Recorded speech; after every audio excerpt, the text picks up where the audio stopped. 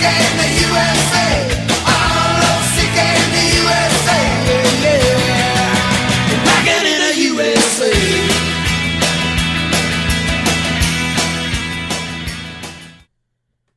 What's up, guys? We got the July 4th edition of the Weightlifting Scoop here. I got Timbo Slice. What's up, guys? And I got Tom Sroka. Hey guys, how's it going? So I can't help but notice, Tom, you got your American flag pants on, red shirt, your American Eagle tattoo. Yes, I do. It's not an American Eagle tattoo, it's a phoenix. But yes, I have my flag pants on. It's the 4th of July. You gotta support the red, white, and blue. So He looks like a true American. He's like Hulk Hogan over here. I'm just trying to get into the WWE. You know, when John Cena comes here, I'm just, biding my time till he shows up. And then hopefully he'll take me with him on the WWE tour, and I can be a professional wrestler like I've always wanted to. And all will be well in life. Yeah, so Timbo Slice, what's up, man?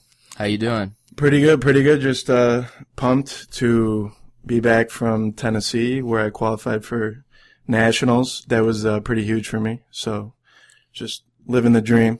Nice job, man. So you're going to be competing with the team. I guess we're going to be leaving here July 25th or so, head up to nationals. We're going to take a big bus, going to have some team bonding, maybe a little too much, but it's going to be fun. What are you guys thinking about nationals? Oh, nationals is gonna be a good time. We got a big group going. We'll have Morgan, Becca, you, me, Tim, James, Trevor, and I'm missing some. Mike. How did I miss Mike? But we'll have a nice little group going up to nationals. Sorry if I missed anybody else on the team, but it'll be good. We'll have a good group going. Everybody's lifting on different days, so it's not like we're gonna be bored on any one of the days. So yeah, I'm looking forward to it. I'm looking forward to doing better than I did at the American Open. That was kind of a debacle, so just kind of looking for a little bit of redemption at a national meet. So yeah, it'll be good. It'll be Tim's first meet, so I'm curious to see how he feels about that. So this is going to be your first national meet, Tim? Yep. Actually, this will be my 5th meet ever. And, I'm pretty pumped, too, to be going with the team because most of the meets I've been to was either by myself or, like coaching myself or, only with like a couple of people I knew. So it's going to be nice having a big support staff there. Yeah, it's hard to hit big numbers when you're counting for yourself. You're coaching yourself, changing your own weights. It's a little difficult, when you got Glenn back there changing your weights, counting for you. It's a little easier. You just lift the barbell, so. Yeah, the meet in Nashville, actually, the weights in the warm-up area were all in pounds, and thank God Tom mapped out, like, all the conversions, and it actually made a huge difference because, that's tough trying to convert, trying to, time your attempts and do all that stuff on your own, so it'll definitely be nice having all that help. Oh, yeah, so your girlfriend's in town, and she gave me a handshake when she came in. Gee, she almost broke my hand. If you guys ever get married and have kids, you're going to have to keep them from giving handshakes. My God. Yeah, no. She's strong, man. She's a real good CrossFitter, and she started training with me about like a year ago and got really into the lifts too. And actually her lifts in practice would qualify her for nationals. So maybe next year, we'll get her to get to some competitions and see what happens. Yeah, that's awesome that, she kind of shares that interest so that she understands what you're going through when you're feeling beat up. And, it's nice to have that common interest. So what are you guys doing tonight for the fireworks? You guys going out to see anything or? I'm not going out. My wife and I are just hanging out with some people, keeping it low key. I went last year to do the fireworks. I'm not going to lie to you. It's too freaking hot outside. I don't want to sit outside at all, unless I have to. So with the humidity and everything like that, I'm probably going to stay inside, just hang out with some friends, watch somebody else try and blow their hand off, and go home and go to sleep. Okay, it took me a minute to process that, but yeah, we might check out the fireworks over by Lake Wiley, but I got a funny story, man. Like 4 years ago, I'm friends with a bunch of cops, and they had me over on the 4th of July. It must have been longer than that because I was like 20, so I was just under 21. And they're lighting off fireworks, holding them, like the big daddies, holding them, lighting them off, and just like racing their motorcycles in the street and just crazy, man. At the end, he's like, "Oh yeah, by the way, these are all the fireworks I confiscated over the last couple of weeks." That's a good way to have some free fun, huh? Yeah. Hang out with the cops, get some free fireworks. Yeah, so July 4th is a good time. I don't think I'm gonna go to see any fireworks. I'm not really sure, but definitely everybody should celebrate with their family, celebrate Independence Day, and thank any troops that they know. But anyways, we got a couple big topics that have been coming up. I guess Louis Simmons had an interview with Barbell Shrugged. It's pretty interesting. What's the gist of it, Tom? All right. So these are I get fired up talking about this stuff. So if I get off on a rant, just stop me. Bottom line was, it is typical with a lot of people that look at American weightlifting from the, outside looking in. He said that, we don't train the right way. We don't, kind of going off the Ripito thing, sort of. I don't remember it word for word, but I believe it was something along the lines of is we don't train, all we do is we train for speed. We don't train for speed strength. He kind of ripped apart like the training systems that we have no good American weightlifters and all that, which I don't know how true that is. I'm still kind of new to the whole thing, but, I took a little bit of offense at that because he was pretty much saying that, he's taken CrossFitters or people with minimal experience and has added, like the one girl he referenced, something to the effect of she did like a 205-pound power clean or something like that after working with him for 3 months and not doing the lifts at all. And just referenced a lot of stuff like that, and that kind of stuff drives me nuts because bottom line, the people that he usually talks about have little to no experience with the lifts. So yeah, you can do a whole bunch of things with them that are going to make them better at the lift. So, I had a professor in college that said if I could take 5 untrained athletes, feed them nothing but bologna and mayonnaise sandwiches, and all their lifts go through the roof in terms of strength, he goes, I could claim that, the bologna and mayonnaise sandwiches are what made them better, when in all real, looking at it, in real terms, that they just didn't have any experience training and anything was going to make them better. Right, so correlation versus causation. I guess the gist of it is that he is saying that you got to be strong. You got to work maximum force to lift big weights, and weightlifting is that kind of the idea. So, I think we can take some things from this. I think some partial movements sometimes with squats. I think deadlifts off of boxes, with the same bar path as a clean, and deadlifts from the floor with the same bar path as a clean, using straps or a hook grip, not doing over-under, and doing partial rep squats as deep as you can. I like to overload it, so I'm like a 275 kilo back squatter, and I like to do 300 to 320 on like 3/4 to half squats. And I think that helps a little bit. If nothing else, I think being much stronger than the weights you lift is good injury prevention. But I don't necessarily think it's a secret to getting good at weightlifting, because doing a snatch is kind of like dribbling a basketball. It's a skill. You don't have to be super strong to lift a heavy weight, or, it helps certainly, but there's some people who are weaker than me that lift more than me. It's technique, it's practice. So having that good bar path helps. Well, you did right before the Arnold, I think it was, or right after the Arnold, you were doing a lot of those partial lifts. And your lifts, you were real strong with them. I remember you doing like the deadlifts off like the low blocks and the quarter squats and all that. But I remember talking to Glenn about this because apparently him and Louis have or had a relationship at some point. And Glenn flat out said, Louis, he took some of Louis' principles in terms of training. They did a lot of variation. They would do, snatch grip deads, overhead squats, different stuff like that, and wouldn't necessarily train the lifts. And they did it for a couple months or so. And then they went back and, did the lifts, and the lifts either didn't go up at all or barely went up. And, Glenn just deducted from that it didn't matter how strong. Like, yeah, everybody that was doing it was a lot stronger, but their technique didn't get any better. So it was just one of those things where Glenn, just said, you got to find a way to do variations of the lifts and still work the actual, the technical parts of the lifts in order to keep getting better. And that was the only way you're going to get better. Just avoiding the lifts altogether and just working on your strength, or just doing that, wasn't going to get you as far as doing, both ends of that. Yeah, if you're pulling incorrectly, then you have a limit. No matter how strong you get, you have a certain limit where you're just not going to snatch over like 150 or 160, no matter how strong you get. So you got to teach yourself to pull correctly so that the bar's over the base of support as long as possible, and that's how you're going to lift the most weight. Your ceiling is much higher. So the most important part is being technical first and then getting as strong as possible later.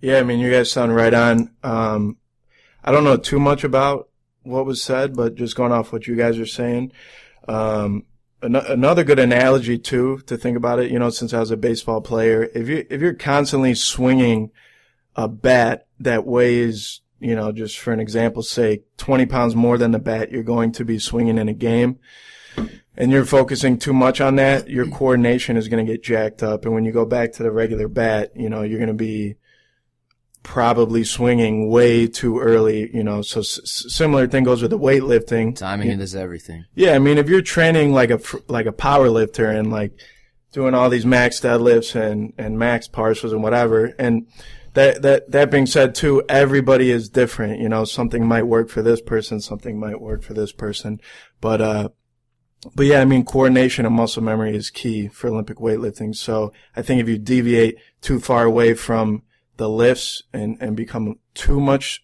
strength oriented, then yeah, your coordination just gets jacked up. Actually, this actually reminds me of an article that Glenn wrote. I think it was for Power Magazine. Is that the, yeah, okay. So it compared throwing, powerlifting, and weightlifting, which I think Tom would have a lot to say about this because he's obviously done all three of those. And the gist of it was powerlifting, strength carryover is 100%. Because if your squat goes up, you compete in the squat. So you're going to lift more in the squat, obviously. And if you get stronger in a variation of exercises, you're going to see direct correlation in powerlifting. Because powerlifting tests strength purely. Throwing, on the other hand, is the opposite end of the spectrum, where the implement does not change weight. 16 pounds, right? Yeah. So, at different levels, you have different weighted implements, but basically every time you throw it, it's the same weight.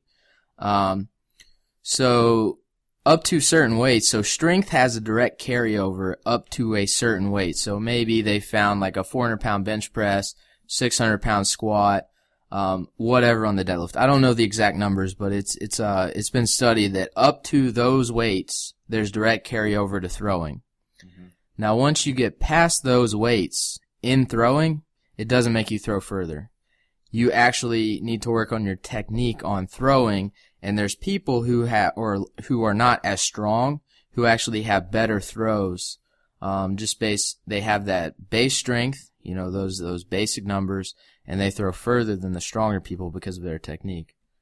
Yeah, it's funny you mentioned that. Actually, UCLA, who's been, I don't know if they still are, they used to be really big with like producing really top, level college throwers and even guys in the international scene. They had a poster or a mural or something on the wall of their weight room where the throwers train that said something like a 400-pound clean plus a 700-pound squat plus like I think a 500-pound bench equaled a 70-foot throw. Yeah. And I mean, that was the numbers that all their lifters or their throwers, strive for.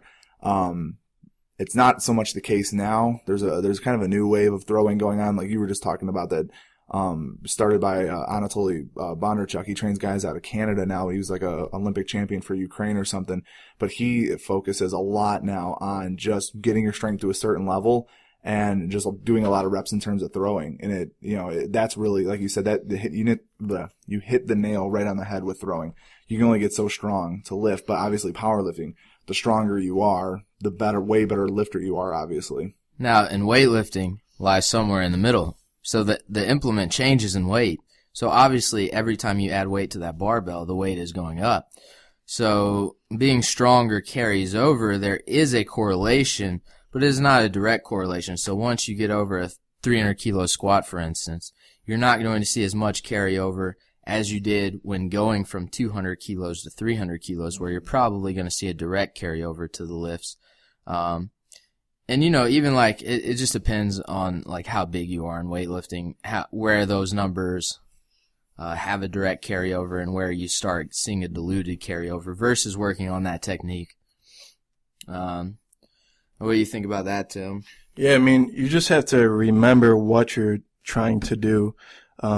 From my experience, like training athletes, for example, we would have a baseball player, a football player, and, you don't want to like tap out your adaptive capabilities in the weight room, because you have to remember that these kids are still trying to perform as a baseball player or a football player.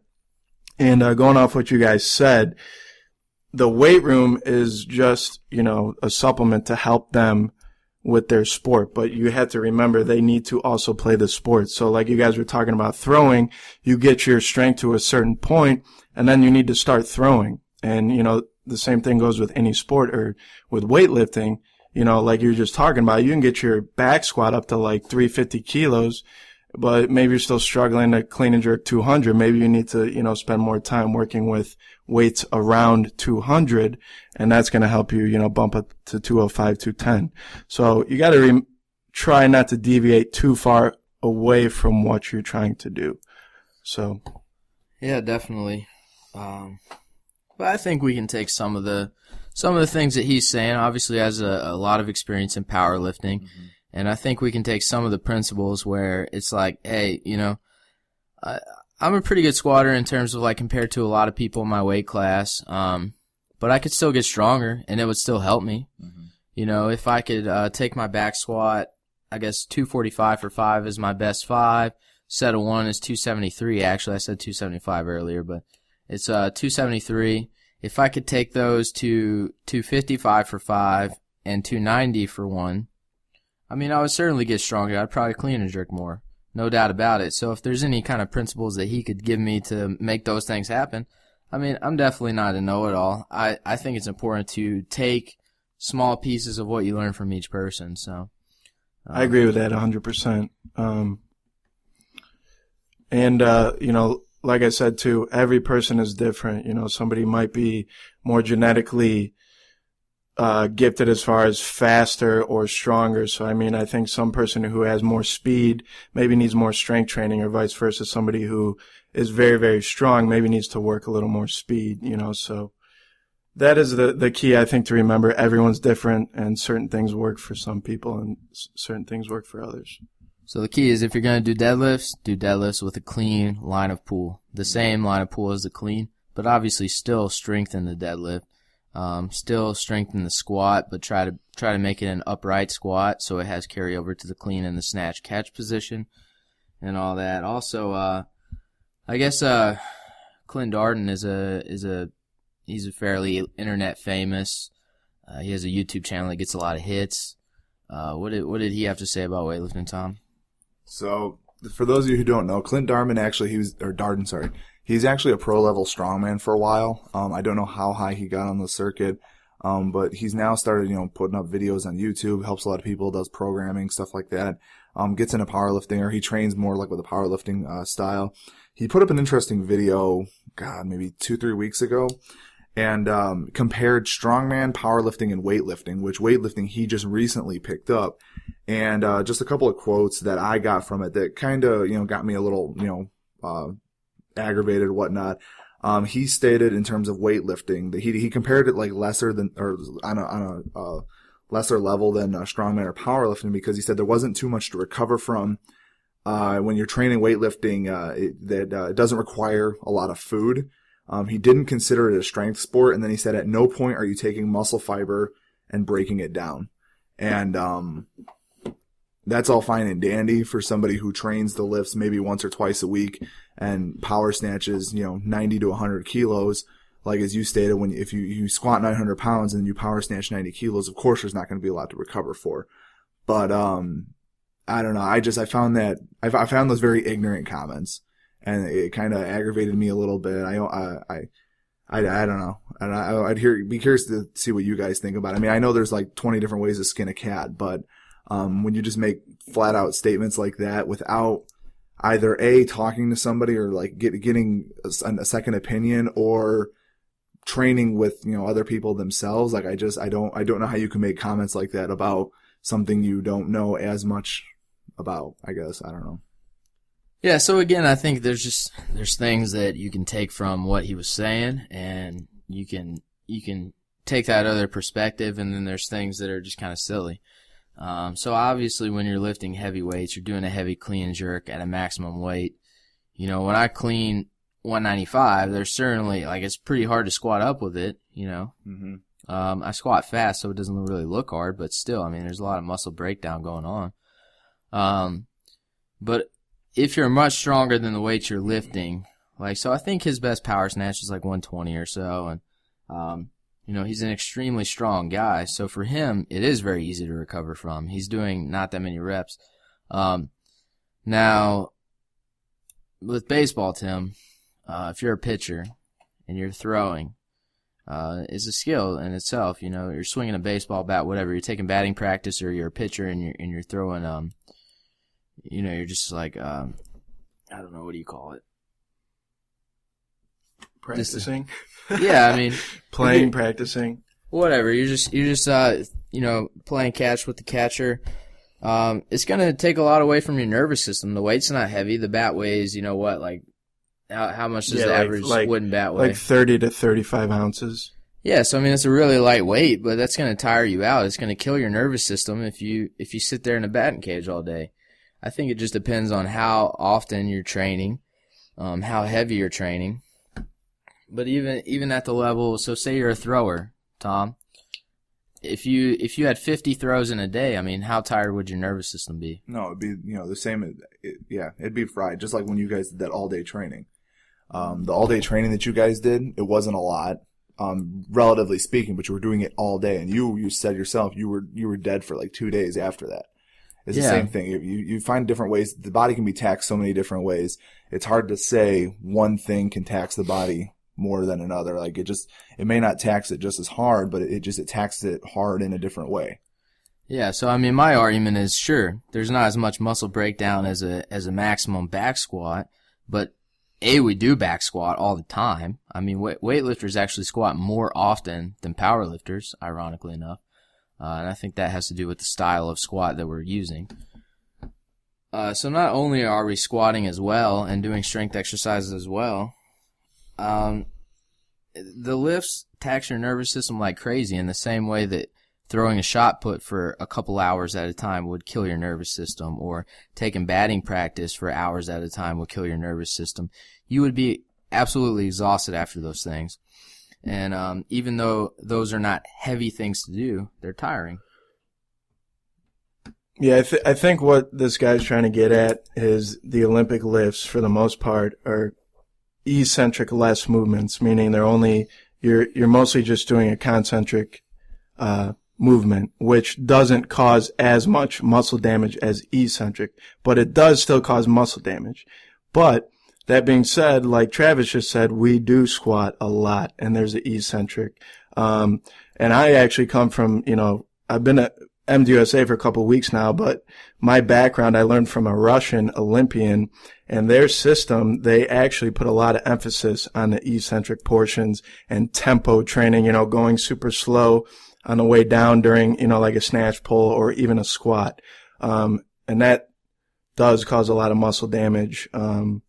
And, obviously is very taxing. And it is slightly different, like you said earlier, the weights do keep going up when you're doing Olympic weightlifting, whereas baseball or shot put, it stays pretty much at the same weight, and it is still taxing. But Olympic weightlifting, I mean, you're constantly trying to push higher and higher, and if you're doing an actual Olympic weightlifting program, it's very, very taxing to your body and muscle fibers and whatever this guy said. So I think he's just maybe getting at the point, hey, if you do a couple power snatches, a couple singles, yeah, it's not going to be very taxing. But, hey, if you're doing, snatch pulls plus 4 seconds on the way down for 5 sets of 5, that's going to be very tough, cause a lot of muscle damage. Yeah, so, like I was saying, we're not knocking on these guys. We're actually like, I enjoyed their interviews, and I was able to take some different ideas and really see what I thought about it. It made me think, I think it's important to expand yourself just by always trying to learn something new. Yeah, I mean, my whole point was I wasn't trying to knock anything or any of his thoughts. Like, I've competed in all three of the sports that Clint has, obviously not to the level he has, and they're all hard in their own right. There's just something about each sport. Honestly, obviously strongman, it's just the variance of equipment and different exercises and competition lifts and stuff that you do. Like, there's just so many out there. You can't have a solid template in terms of doing the same thing week in and week out, because with strongman, and just there's so many different things. Powerlifting, obviously, you're putting yourself under a lot of weight multiple times, throughout a month, especially when you're competing a lot and everything. And weightlifting's got its own differences. Like I said, I take offense slightly at people who just, like I said, make ignorant comments. That's all. So, well, something we talked about too in the past, and I brought this up before. It's called the Dunning-Kruger effect, and people who really don't know anything about something particular, when they start to learn a little bit, their confidence is sky high. They think they know everything, and then the more and the longer they're in the sport, the more they realize, hey, I don't really know anything, until they become an expert. So it's kind of an interesting psychology thing, and I think we're seeing a lot of people who are just kind of learning about Olympic lifting who think they have the answer. But yeah, I mean, I'm so glad that these guys are out there, so I can kind of like expand my thought process as well. What's next for you guys? I know we're competing in nationals. I guess it's coming up. It's July 4th already, and we're competing on July 27th and 28th. Yeah, like 3 weeks or so, right? So how you guys feeling? I mean, Tom, you haven't competed since the Arnold? No. I did a meet in Savannah in April, and then I just did Summer Strong 2 weeks ago because I had to get a qualifying total for the A session. So I had that meet, 2-3 weeks ago. I don't know. Glenn's kind of beating us up a little bit right now, and he said we have like 2 heavy-ish weeks left, and then it's going to start backing everything down from there. I mean, I don't know how Tim's feeling. He's been here. He's been kind of got thrown to the wolves right away with all the heavy stuff as soon as he got here. But for the most part, I'm feeling good. I'm starting to get my recovery down pat, so like I can, fix any issues I got coming up, and I got a bunch of different resources and stuff now. So, leading up to it, I'm feeling all right. I'm really pushing the snatch, not so much the clean and jerk, because I know I've actually taken that tip from you. Just pushing the snatch and the clean and jerk.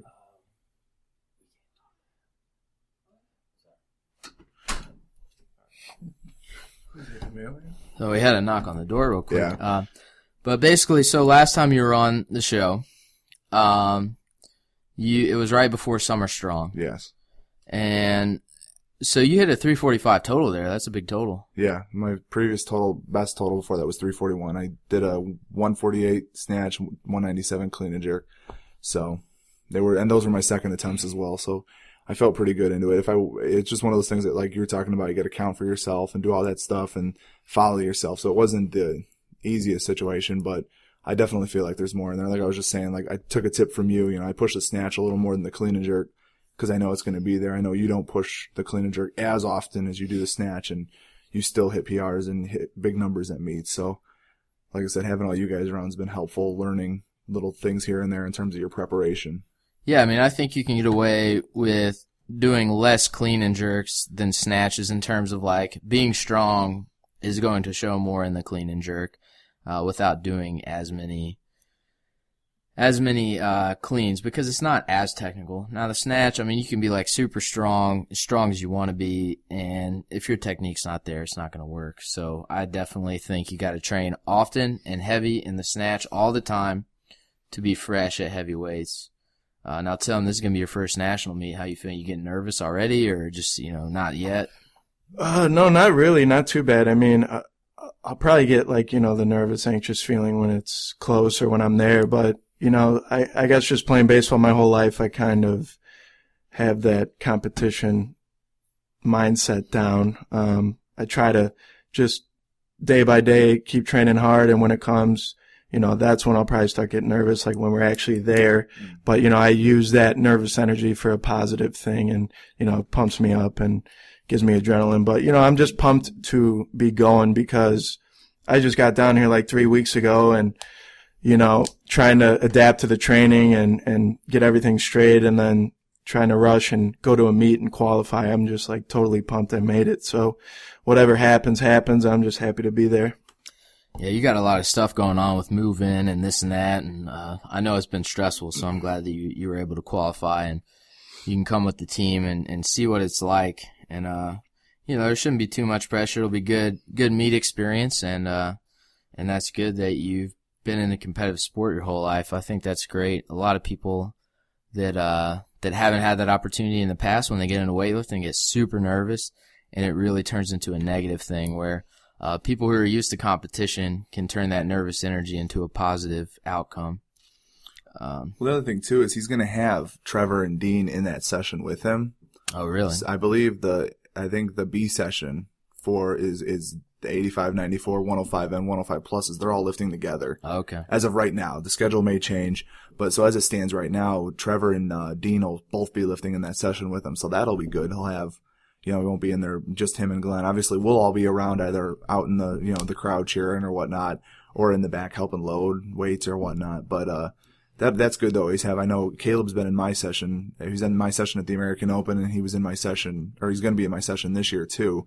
And then, like, last year I had Spencer in my session. So it's always good to have, like, a teammate in the warm-up room with you, kind of just to, just to simulate somewhat of a easing training the tension. Makes it feel like home. Makes it feel like you're training at MDUSA. Yeah, that'll be great. So keep watching the videos. We're going to be peeking out, and some of our heaviest lifts should be over the next couple weeks. We're excited to compete as nationals as a team. Our goal is to win the team title. You never know what happens, but that's certainly our goal. And you guys got anything else? No, I'm good. I mean, you want to tell us about the strength agenda, all that? No, I pretty much talked a lot about it before. Nothing's changed. Still got some good videos up there. Good recipes lately.